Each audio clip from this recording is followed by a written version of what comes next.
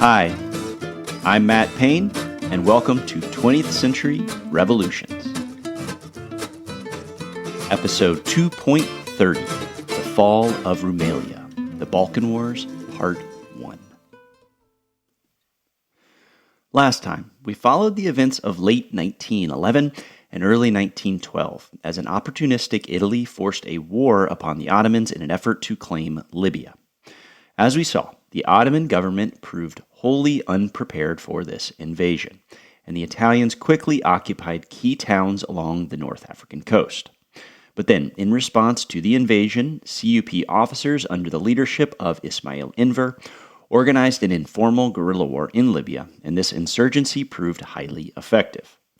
Enver, Mustafa Kemal, and other Unionist officers led Ottoman soldiers and volunteers, Senussi sheikhs, and Bedouin nomadic tribesmen in an asymmetric conflict that dragged the Italo-Turkish War on for much longer than the Italians had anticipated, and nearly bankrupted them in the process. But then, in an effort to break the stalemate in North Africa, the Italians expanded the conflict into the eastern Mediterranean and the Aegean.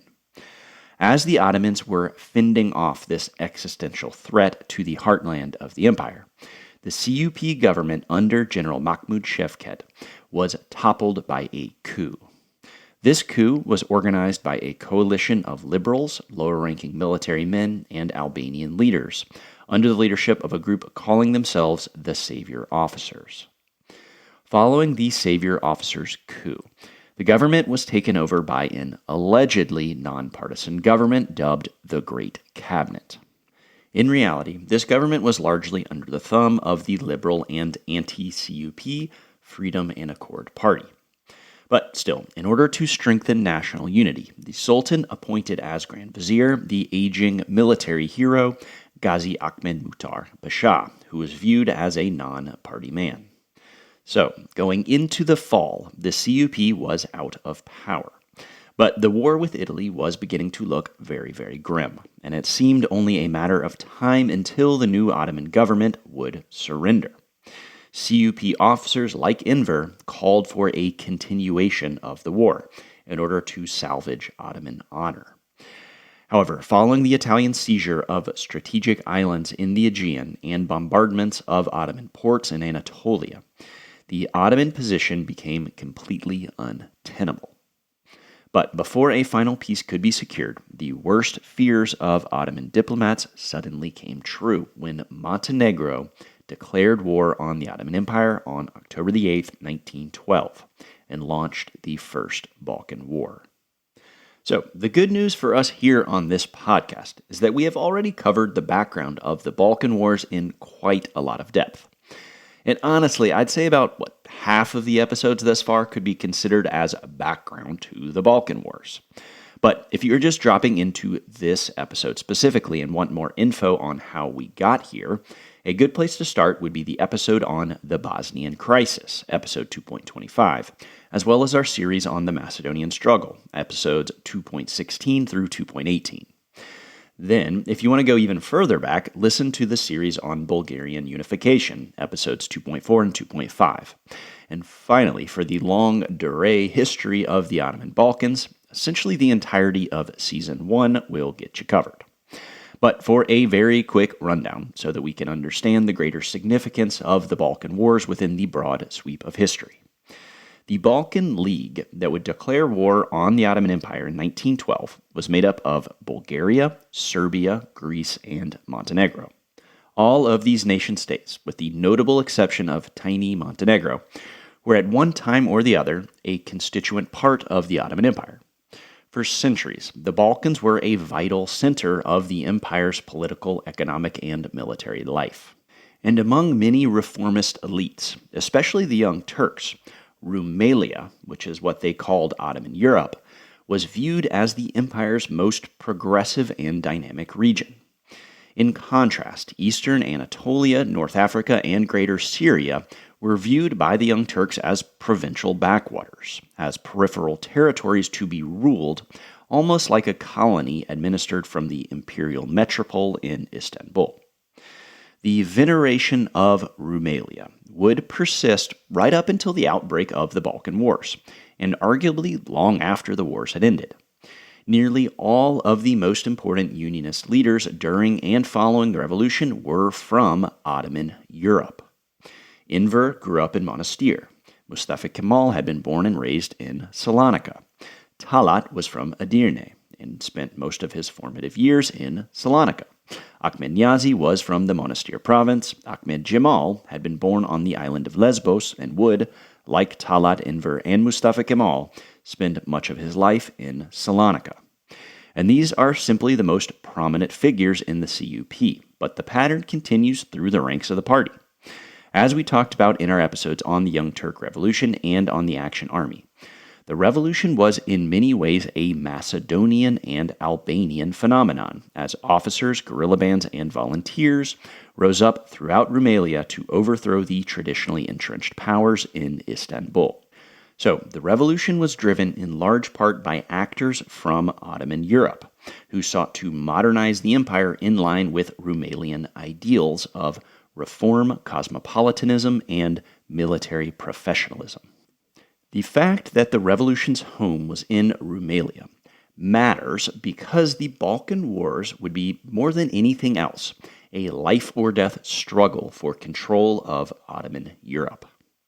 The major battles would all be fought in the birthplace of the revolution, in Macedonia, Thrace, Albania, and Kosovo, and the eventual loss of Rumelia would stamp the CUP's policies and drive the Unionists away from the utopian idealism of 1908 and towards the bitter realism of 1913. As Enver would declare following these wars, quote, "I am prepared to gladly sacrifice the remaining years of my life to take revenge on the Bulgarians, the Greeks, and the Montenegrins." So, we cannot fully understand the brutal nature of the CUP dictatorship without first understanding the magnitude of defeat and the catastrophic loss of life, property, and dignity as a result of the Balkan Wars. So, let's dive in. Knowing what we know about Balkan politics, it might seem initially surprising that Bulgaria, Serbia, and Greece managed to form an alliance in 1912. Because for decades, these three nations had been engaged in that brutal, irregular war known as the Macedonian Struggle. Ever since the 1878 Congress of Berlin had left the Bulgarians in control of a rump principality instead of an independent Greater Bulgaria, which they had been promised, Bulgarians had aggressively infiltrated Macedonia through the building of schools and churches, through the smuggling of weapons, and at times, through direct military involvement. Moving into the 20th century, Greece and Serbia had also joined in on the fun, as they began to informally support guerrilla bands in the region and to build their own churches and schools. All of these efforts were meant to win the allegiance of Macedonian peasants, who were, more often than not, quite indifferent to nationalist movements and tended to identify most with their religion. So, when Macedonian Christian communities aligned themselves with Bulgarian, Greek, or Serbian bands, they tended to do so for practical reasons. They sought protection and education, and it was only after developing relationships with band leaders, teachers, and priests that Christian peasants in Macedonia began to feel any sort of allegiance to the neighboring nations of Bulgaria, Greece, or Serbia. Nationalism in Macedonia was not a natural phenomenon, but was forced upon the population through education, religion, and violent conflict. The Macedonian struggle peaked with the Linden Uprising of 1903, when massive revolts broke out across Macedonia and Thrace, when Christian communities rose up against Ottoman rule. As had happened countless times before, this revolt was brutally suppressed, and the violent retribution led the great powers of Europe to intervene on behalf of Macedonian Christians. The Ottomans were then forced to enact reforms, and great power representatives were stationed throughout the region. These reforms forced upon the Ottomans only ever had the effect of worsening the situation, as the great power meddling led Ottoman leaders to feel resentful and created a volatile environment for everyday people. This great power meddling was the precipitating factor that led to the outbreak of the Young Turk Revolution in July 1908. And quite tellingly, it was only after the revolution and the reestablishment of the constitution that the Macedonian struggle began to finally dissipate, demonstrating how a homegrown Ottomanist movement was much more capable of ending violence in the region, as opposed to great power interventions, which tended to only make things worse. During the heady days of July 1908, leaders of Christian guerrilla bands turned in their weapons and declared their loyalty to the Constitution. Bulgarian and Greek priests embraced in front of cheering crowds to symbolically mark the end of the Macedonian struggle, the end of violence in Ottoman Europe. But then, beginning in late 1909 and running parallel with the Albanian revolts in Kosovo and Albania that we talked about in the last two episodes, there would also be a marked increase in violent unrest in Macedonia. Many Bulgarians, Greeks, and Serbs had initially embraced Ottomanism, the constitution, and the CUP following the revolution. Christian guerrilla leaders, such as the Macedo-Bulgarian Jan Sandanski, had specifically told his followers to remain loyal to the Ottoman constitution and to ignore the appeals of leaders over in Bulgaria proper. However, once the authoritarian tendencies of the Unionists were laid bare for all to see, the Macedonian struggle would begin once more. And if you can believe it, it would become even more brutal. So, the Christian guerrillas who had laid down their weapons in 1908 would pick them back up in 1910. These guerrilla bands would play an important role in the war that is to come, and almost as a rule, these guerrillas would join up with their respective nation-states. Even Jan Sandanski, who had been the foremost supporter of the Constitution and of Ottomanism, would fight alongside the Bulgarian army during the war. So, by 1910, Macedonia had returned to its normal state of violent tension and constant irregular warfare. The rivalry over Macedonia had prevented the emergence of an alliance between Greece, Bulgaria, and Serbia for decades. But after the Young Turk Revolution, the interests of the Balkan states began to align, and as usual, an initial driving force behind the formation of the Balkan League were the Russians. As we know all too well, the Russians had been deeply involved in nearly every major event in the Ottoman Balkans, really going all the way back to the 18th century. Greek independence had been won in 1830, only after the Russians defeated the Ottomans in a great power war. The same was true of Serbia and Bulgaria, who only won their independence and autonomy respectively following the Russo-Turkish War of 1877-78. So, Russia maintained significant influence over the Balkan states, especially Serbia and Bulgaria. Now, we shouldn't overstate this because, as we saw during our series on Bulgarian unification, the Balkan states never behaved like the obedient Slavic children that the Russians wanted them to be. The Bulgarians went ahead with unification in 1885 and then with full independence in 1908 without consulting the Russians.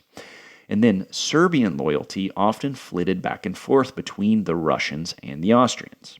And then for the Greeks, they often looked towards Great Britain as their great power patron, though the Russians and the French were also heavily involved in Greece. What this all means is that the real defining characteristic of the foreign policy of the Balkan states was one of shifting alliances. Bulgarian, Serbian, Greek, and Montenegrin diplomats became masters at playing the interests of one great power off of another. The Bosnian crisis of 1908 would fundamentally change the nature of Balkan diplomacy and set the stage for the Balkan League. In October 1908, Bulgaria declared independence, and Austria annexed Bosnia in rapid succession. The immediate impact of the Austrian annexation was that Serbia nearly declared war on Austria because the Serbs viewed Bosnia as part of Greater Serbia. The Serbs had hoped that Russia would back them in their confrontation with Austria, but the Russians, recently weakened following their defeat against Japan, could not take on the Austrians in 1908 in a great power war. So, two important developments would happen in Serbia following the Bosnian crisis. First off, Serbian diplomats began to lose confidence in Russia's ability to defend their interests against a newly aggressive Austria. And then second, the Russians became sensitive to this loss of confidence, and they began to do everything they could to rebuild the relationship with Serbia and to assure their Serbian clients that next time the Russians would get their back. This would be critical during the July crisis of 1914. In Bulgaria, the Russians had been furious that the Bulgarians had declared full independence without asking them first. As a result, Bulgaria began to distance itself even more from Russia. And in the short term, both Serbia and Bulgaria began to feel that it was important for them to develop their own foreign policy, independent of any great power patron. But this push for diplomatic independence in Serbia and Bulgaria remained a tightly held secret until the outbreak of the Balkan Wars in 1912. And even though Russia did not openly encourage war against the Ottomans, Russian diplomacy following the Bosnian crisis was essential to precipitating this war. The central figure here was the Russian ambassador to Serbia, Nikolai Hartwig. Hartwig had been sent to Serbia in 1909 following the Austrian annexation of Bosnia in order to quote-unquote manage Serbia. Essentially, the Russians knew that the Serbs were extremely angry, and they didn't want Serbia to do anything crazy, like start a war in the Balkans. But if the Russians were hoping to prevent a Balkan conflict, Nikolai Hartwig was about the worst person they could have sent to Belgrade. Hartwig was more than anything else a radical pan-Slavist, and he was fervently anti-Austrian. It was often said of Hartwig that he was more Serbian than the Serbs. So, just like his pan-Slavist predecessor from the 19th century, old Count Ignatiev, Hartwig would often act independently of the Russian foreign ministry. And just as had happened leading up to the Russo-Turkish War of 1877, the official Russian position in the Balkans was often in contradiction to the actual policies being implemented on the ground by Nikolai Hartwig in Belgrade. So, on his own initiative, Hartwig began to negotiate between the Serbs in Belgrade and the Bulgarians in Serbia in an effort to form an anti-Austrian alliance bloc. The foreign minister of Russia, Sergei Sazonov, was not wholly opposed to a rapprochement between Serbia and Bulgaria, but Sazonov was opposed to any major territorial changes in the Balkan status quo. Hartwig disagreed with Sazonov here, and as a radical pan-Slavist, Hartwig wanted both Serbia and Bulgaria to expand their territories at the expense of the Austrians and the Ottomans. So, Hartwig acted with considerable autonomy and often exceeded the caution of the Russian foreign ministry, which sought to guide Balkan diplomacy without sparking a regional war. So, the Russian ambassador, Nikolai Hartwig, often acting independently of the foreign ministry, would lay the groundwork for an alliance between Serbia and Bulgaria. By 1911, leaders in Belgrade and Sofia were showing signs that they were ready to come to some sort of agreement. Then, the precipitating events that would ultimately push the Bulgarians and the Serbs to finalize their agreement came with the outbreak of the Italo-Turkish War in September 1911, and with the widespread revolts that broke out across Albania and Kosovo. The Italo-Turkish War proved that the Ottomans were overextended and vulnerable. The Albanian revolts also demonstrated Ottoman weakness, but even more important, the rise in Albanian nationalism created fear amongst Serbian and Bulgarian leaders. Both Serbia and Bulgaria sought to eventually control territories that held large populations of Albanians. For the Serbs in particular, Kosovo had long been the mythscape of Serbian irredentism. The Kosovo myth, or Kosovo cult as it is sometimes called, was the central narrative within Serbian nationalism. The Serbs had long felt that it was their destiny to control Kosovo. Of course, the trouble here was that Kosovo had a majority Albanian population. So, if nationalism gained momentum amongst Albanians, it might mean the future creation of an autonomous Albanian province in the Ottoman Empire, or even worse for the Serbs, an independent Albania with the backing of a great power patron. So, with all of these events swirling, the Bulgarians and the Serbs finally came together in spring 1912. And on March the 13th, a secret Serbo-Bulgarian alliance was formed. The specifics of this agreement are critical in understanding the events to come. As was to be expected, the terms of this treaty specifically focused on Macedonia. In the agreement, Macedonia was divided into 3 zones. The north and northwestern portions of Macedonia would be annexed by Serbia. The southern and southeastern zones would be annexed by Bulgaria. The central portion of Macedonia, in between the Bulgarian and Serbian zones, was left as a contested territory. And it was decided that Russia would eventually arbitrate a future agreement. And ultimately, the Tsar would be the one who got to decide who controlled Central Macedonia. Nikolai Hartwig advised Bulgarian and Serbian diplomats during these negotiations and assured them that Russia would guarantee the treaty, even though the Russian government was much more hesitant. The treaty also outlined a joint military operation in the event of a war against the Ottomans. Both Bulgaria and Serbia pledged to mobilize their armies and to coordinate offensives, with Bulgaria agreeing to send soldiers into Thrace and to threaten the Ottoman capital of Istanbul, and Serbia promised to focus their offensive in Macedonia and Kosovo. The presence of the Serbian army in Macedonia and the absence of the Bulgarians would become critical in the aftermath of the First Balkan War, because the Serbs and the Greeks would simply lay claim to Macedonia for themselves, boxing the Bulgarians out and laying the groundwork for the Second Balkan War. But now we are beginning to get ahead of ourselves. In the months following the Serbian-Bulgarian alliance, Greece and Montenegro would also secretly hop on board. In May, Greece signed a military alliance with Bulgaria, though this alliance did not include any sort of specific post-war territorial divisions, mostly because both Bulgaria and Greece wanted to claim southern Macedonia for themselves. Then Montenegro was already closely aligned with Serbia. Its king, Nicola I, had close dynastic ties with the Serbian royal family and shared strong political sympathies. So by summer, Montenegro had also committed to coordinate their military efforts with the 3 other Balkan countries. Montenegro wanted to claim northern Albania and the Sanjak of Novi Pazar, which was the small strip of Ottoman territory lying in between Montenegro and Serbia.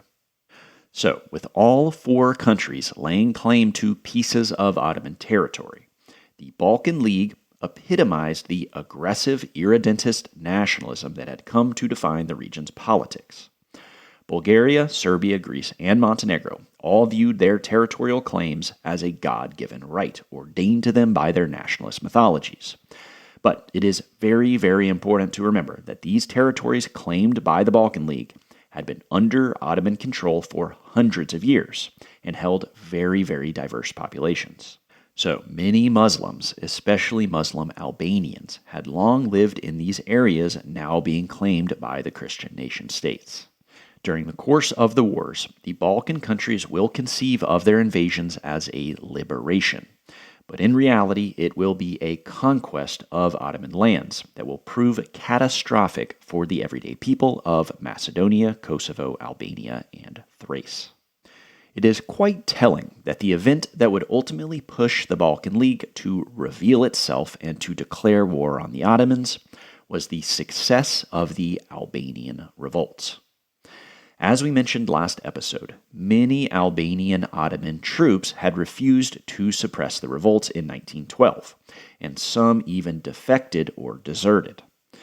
This contributed to the collapse of Ottoman control in the region, and the loss of Albania and Kosovo was one of the most important factors behind the savior officers' coup, which temporarily removed the CUP from power. By August 1912, Albanian rebels had seized key cities across Kosovo, including the regional capital of Pristina, and briefly entered Skopje, the administrative and military hub of Ottoman Macedonia. These gains underscored the rapid weakening of imperial control in Albania, Kosovo, and Macedonia.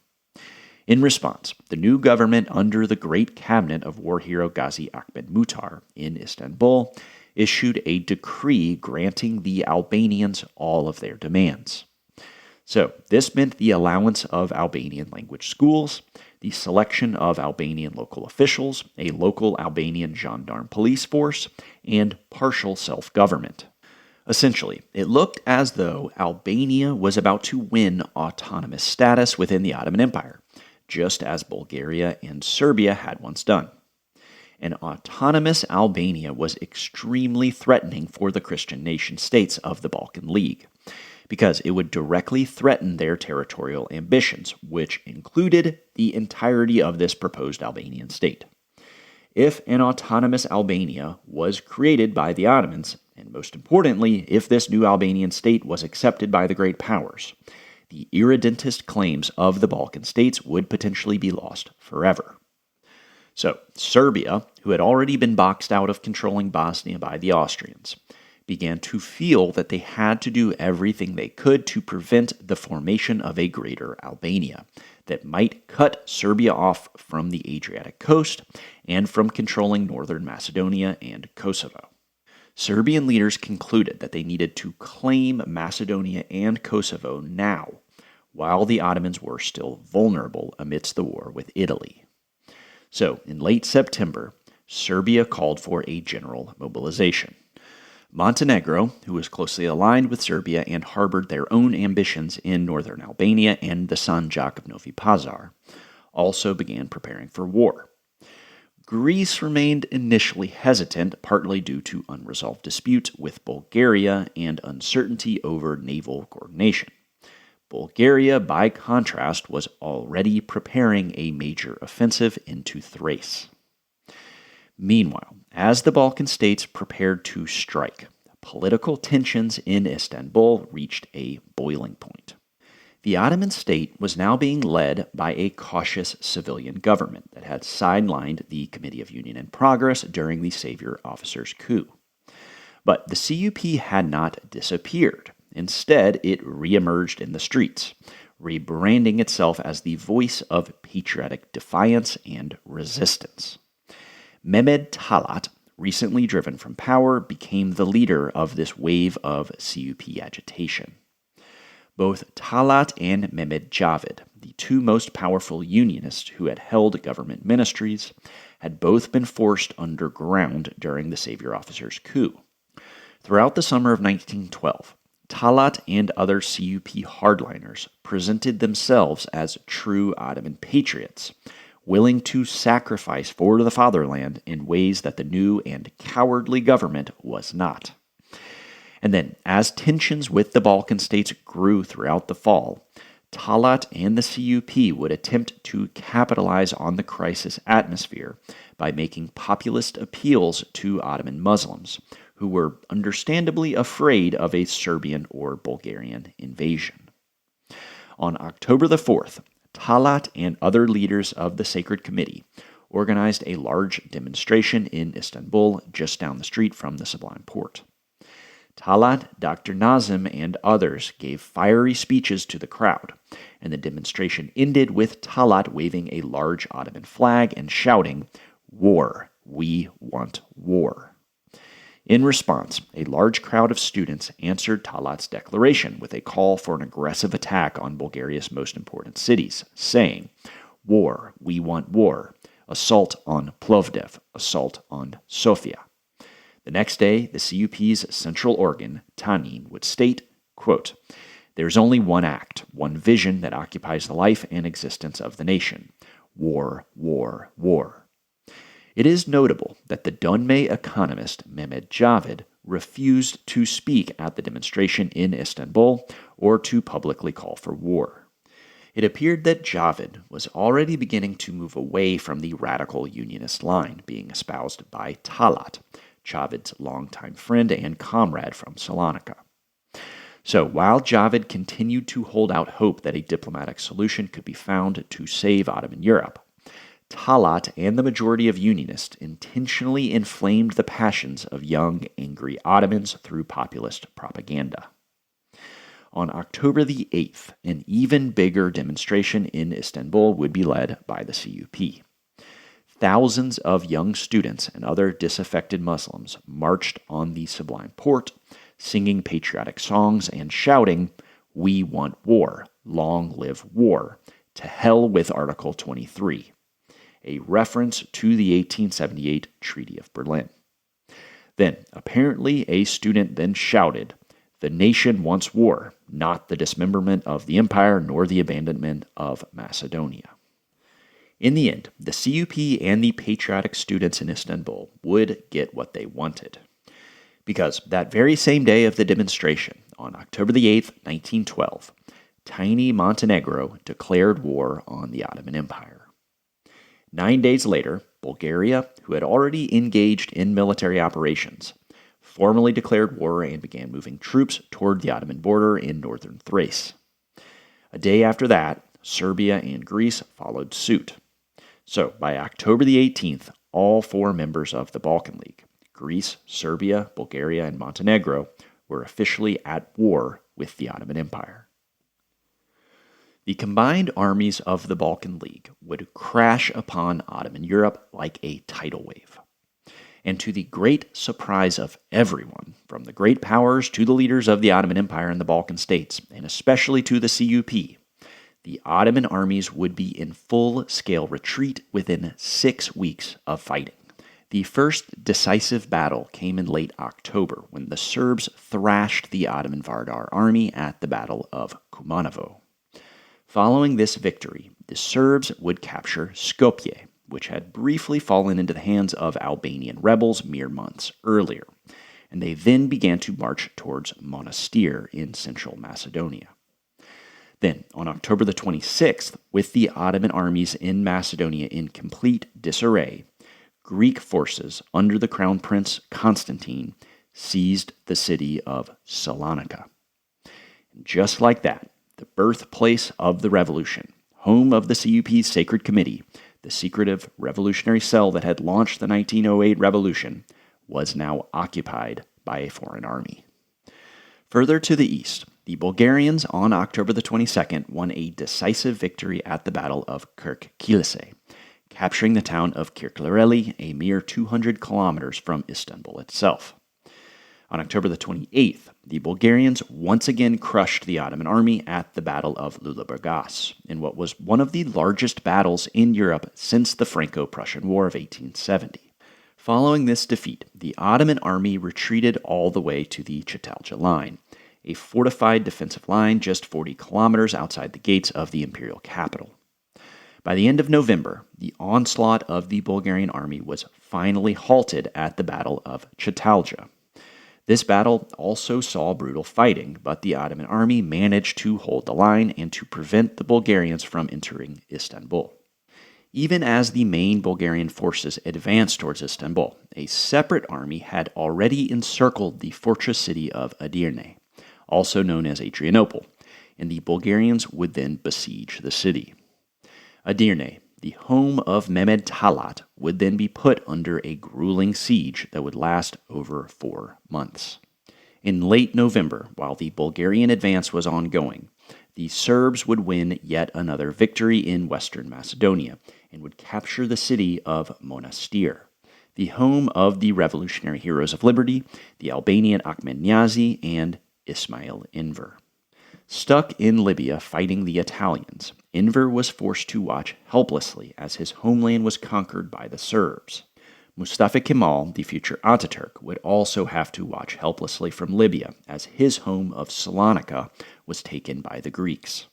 Years later, he would reflect on the loss, saying, quote, "I lost my city. The place where I was born was no longer mine." For all intents and purposes, by December 1912, the heartland of Ottoman Europe, Rumelia, had effectively ceased to exist. For over 6 centuries, Rumelia had been a core component of the empire, dating back to the earliest Ottoman conquests in the Balkans. It was the birthplace of all the major revolutionary leaders of the CUP. And now, after just 6 weeks of fighting, it had fallen to the combined forces of Serbia, Bulgaria, Greece, and Montenegro. In early December, the Ottoman government sued for an armistice with the Balkan League. In late October, amidst the chaos of defeat, the so-called Great Cabinet under the respected war hero Gazi Ahmed Muhtar Pasha had resigned and was replaced by a new government led by the liberal Grand Vizier Kamil Pasha. When Kamil's government called for an armistice in December, the liberals in power and the unionists in opposition took diametrically opposed stances on the war. The liberals wanted to sue for peace in order to avoid any further losses and to protect Istanbul from potential Bulgarian occupation. And this was not an abstract fear. It was widely known that Tsar Ferdinand of Bulgaria held ambitions to revive Byzantium, imagining a new Christian Orthodox empire centered not in Sofia, but in Constantinople. Tsar Ferdinand's army now stood just 40 kilometers from the capital.